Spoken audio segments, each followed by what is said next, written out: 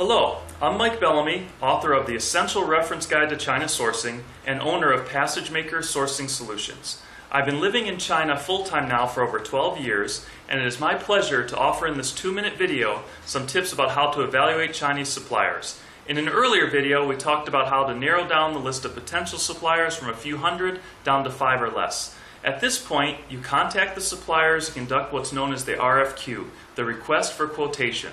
Their feedback should allow you to further narrow down the list to only, say, 2 or 3 top suppliers based on pricing and non-pricing attributes. So the next step that we'll cover in this video is how to validate that the suppliers are legit. In my opinion, there's 2 types of verification. Type 1, factory audit.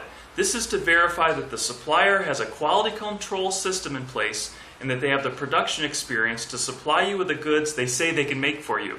Type 2 is an operational audit, sometimes called due diligence. Now this is to confirm that the supplier has a good reputation and is financially strong enough to stay in business long enough to compete your order. In other words, they're not going to disappear with your initial payment. Now there are service providers who are very professional and can conduct these types of verification at reasonable prices. I highly recommend you engage professional support if you don't have the skill set in place in-house to audit factories on your own. Email me if you would like me to introduce you to these third parties that I've used for verification.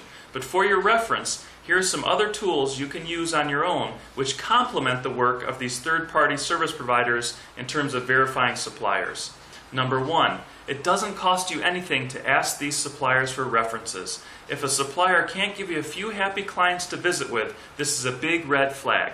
2, confirm that you have the right to visit the production site and check on your order once production starts moving.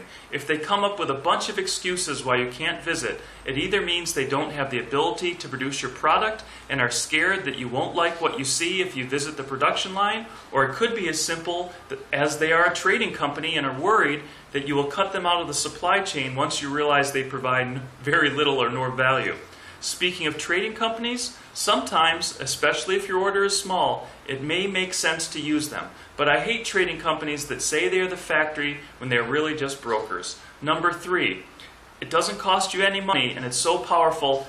Ask to see the supplier's quality control manual. If they don't have an ISO compliant and well-written, documented system in place for how to make a given product, then you should run away. If you want to see what this type of quality manual should look like, you can check out a sample at my website, www.psschina.com. Now, having verified that your suppliers are legit, the next stop and our next video deals with negotiating the price and then moving into production. See you next time. Wishing you successful China sourcing.